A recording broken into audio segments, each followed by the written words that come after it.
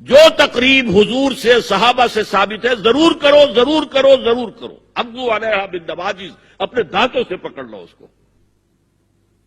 اور جو تقریب ثابت نہیں حضور سے اور صحابہ سے، یقیناً یہ کہیں باہر سے آئی ہے. یا تو ہمارا خاندانی ہم پس منظر جو ہے، اکثر تو ہندوؤں سے مسلمان ہوئے. نمبر 1، نکاح مسجد میں. حدیث موجود ہے، ترمذی شریف کی روایت، اعلنوا ھذا النکاح واجعلوہ فی المساجد. نکاح کا اعلان عام کیا کرو، مسجدوں میں منعقد کیا کرو. میں حیران ہوتا ہوں کیوں نہیں علماء کرام نے اس کی طرف توجہ دلائی. عیسائیوں نے آج تک اپنے چرچ کی اور اپنے پادری کی عزت یہ رکھی ہے کہ شہزادے اور شہزادی کی شادی ہوگی وہ بھی پادری چرچ میں آئیں گے. نمبر 2، نکاح کے موقع پر کوئی دعوت طعام نہیں، کوئی ثابت نہیں. دعوت طعام صرف ایک ہے، وہ ولیمہ ہے. اور اس قدر معقول بات ہے، سب باپ اپنے سینوں پر ہاتھ رکھ کر سوچیں اور میری بات سنیں. کیا بیٹی کو گھر سے رخصت کرنے کا وقت جو ہے وہ خوشی کا وقت ہوتا ہے؟ خوشی نہیں ہے وہاں، صرف یہ ہوتا ہے اے سائی آف ریلیف کہ ایک ذمہ داری کا بوجھ تھا، اللہ نے آج پورا کرا دیا، اتروا دیا بوجھ. تو ان سے مرغ پلاؤ کھانا اور متنجن کھانا کوئی معقول بات نہیں ہے. معقول بات کیا ہے؟ لڑکا، اس کا گھر آباد ہوا ہے، وہ ولیمہ کرے. اس پر باقاعدہ احادیث اولبوا ولو بشاۃ، ولیمہ ضرور کرو چاہے ایک ہی بکری ہو تمہارے پاس. ذبح کرو، کاٹو، کھلاؤ گوشت اپنے دوستوں کو، احباب کو.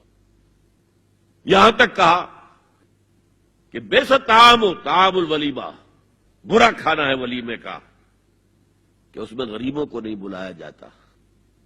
ظاہر بات ہے، مسلی کھلانے کے لیے تو ولیمہ نہیں ہوتا، اپنے احباب کو، دوستوں کو بلایا جاتا ہے. پھر بھی میں تم سے کہتا ہوں کہ جسے ولیمے کے لیے بلایا جائے وہ اگر نہیں جائے گا تو اللہ اور اس کے رسول کے حکم کی نافرمانی کرے. تو جس رسول نے اتنی تفصیل سے حکم دیا ہو ایک دعوت کا، وہ دوسری دعوت میں بھی خیر ہوتا. میں بیان کرتا، جب نکاح مسجد میں اور کوئی دعوت طعام نہیں تو بارات کا تصور خلاص. بارات کس بلا کا نام ہے؟ قرآن میں تو کوئی ذکر ہی نہیں، عربی میں یہ لفظ ہی نہیں. اجتماع طرفین مسجد میں ہوا، نکاح ہوا. لڑکی کو، حضرت فاطمہ کو رضی اللہ تعالی عنہا، کچھ خواتین جا کر چھوڑ آئی تھی اس حجرے میں جو ایک انصاری صحابی نے حضرت علی کو دیا تھا. ان کا تو کوئی گھر بھی نہیں تھا. کوئی حضرت علی آئے ہوں اور آ کر وداع کرا کے لے کے گئے ہوں. چوتھی چیز، جہیز کا کوئی تصور اسلام میں نہیں. خالص ہندوانہ رسم، خالص ہندوانہ رسم، خالص ہندوانہ رسم. ہندوؤں میں کیوں ہے؟ وہ اس لیے ہے، معقول بات ہے کہ لڑکی کا وراثت میں کوئی حصہ ہی نہیں. وہ تو جب گھر سے نکل رہی ہے وہ دے دلا کے رخصت کر دو. دان دہیج یہ خیرات ہے، لڑکی کا حق کوئی نہیں ہے گھر پر. اسلام میں تو لڑکی وارث ہے. والد فوت ہوں گے، وراثت تقسیم ہوگی. والدہ فوت ہوگی، کوئی ان کی ہے ملکیت، وہ تقسیم ہوگی. شادی کے موقع پر کوئی جہیز اسلام میں نہیں، قطعاً نہیں. غلطی سے حضرت فاطمہ کے جہیز کو جہیز کہہ دیا گیا. وہ جہیز کیا تھا؟ ایک پیسہ بھی حضور کے اپنی جیب سے نہیں تھا. اس شادی میں خاص بات کیا تھی کہ دولہا کے ولی بھی حضور ہی ہے. اور کون ہے؟ علی کا کون تھا مدینے میں؟ اور دلہن کے والد بھی حضور ہیں. اب حضور پوچھتے ہیں حضرت علی سے، تمہارے پاس مہر دینے کے لیے کچھ ہے؟ عرض کیا میرے پاس تو کچھ نہیں ہے. وہ فقراء صحابہ میں سے تھے. فرمایا مہر تو دینا ہے. تمہارے پاس ایک زرہ ہوتی تھی. جی ہاں زرہ تو ہے. انہوں نے یہ سمجھا زرہ تو جہاد کے لیے ہے، کوئی وہ دولت تو نہیں ہے. فرمایا جاؤ اسے بیچو یا گروی رکھ کے قرض لے کر آؤ.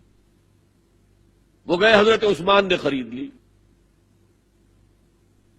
اور کچھ دنوں کے بعد واپس کر دی ہدیتاً. یہ زرہ میں ہدیہ آپ کو کر رہا ہوں. اس وقت اگر کہتے چھوڑو علی، کہاں تو لو میں پیسے دے دیتا ہوں تمہیں، تو ان کی طبیعت پر بار ہوتا. اس پیسے سے حضور نے کچھ پیسے گھر بھیجے اندر، دلہن کو ذرا تیار کر دو اور کچھ پیسوں سے وہ ایک گدا جس میں کھجور کی کھال بھری ہوئی تھی اور 2 تکیے جس میں کھجور کی کھال بھری ہوئی تھی، ایک مشکیزہ کنویں سے پانی تو لانا ہی ہے نا، ایک چکی جو ہو یا گیہوں ہو پیسنا تو ہے نا، کوئی 1-2 برتن اور اللہ اللہ خیر صلی اللہ، یہ تھا جسے جہیز کہتے ہیں، جس میں ایک پیسہ بھی حضور کا شامل نہیں ہے۔ وہ حضرت فاطمہ کا مہر تھا جس سے بنایا گیا، ورنہ مدینے ہی میں دوسری آپ کی صاحبزادی کا نکاح حضرت عثمان سے بھی ہوا، کہیں ذکر ہے جہیز کا؟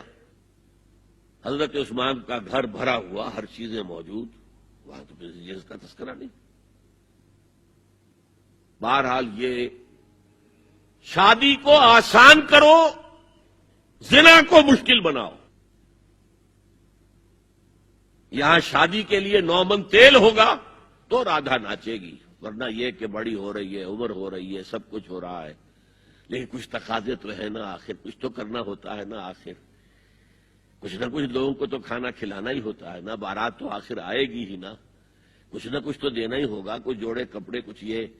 اسلام کا فلسفہ جو میں نے 4-5 باتیں آپ کو بتا، فلسفہ یہ ہے کہ لڑکی کے باپ پر 1 پیسے کا بوجھ نہیں، اس نے لڑکی پال پوس کے تمہارے حوالے کر دیا، اب اور کیا چاہتے ہو تم؟ سارا مرد آزماں مرد آفرین، مرد کو چیلنج دیا ہے، تم مرد ہو، مہر تم دو گے، اور سب سے بڑھ کر کیا ہو رہا ہے آج کل بھی ہوتا ہے، وہ ہمارے ایک کچھ کام ہوتے ہیں اسلامی، وہ بھی ہے، کچھ وہی ہندوانہ پس منظر۔ نکاح کی محفل میں چھوارے کون لے کے آتا ہے؟ لڑکے والے، اور پلاؤ کن سے کھاتے ہیں؟ بھائی جس وہ تمہیں مرغ پلاؤ کھلا رہا ہے وہ چھوارے نہیں بانٹ سکتا تھا؟ یہ ہے اسلام اور غیر اسلام کا امتزاج۔ چھوارے لڑکے والے لے کر آئیں گے اور پھر دعوت اڑائیں گے لڑکی والوں کی طرف سے۔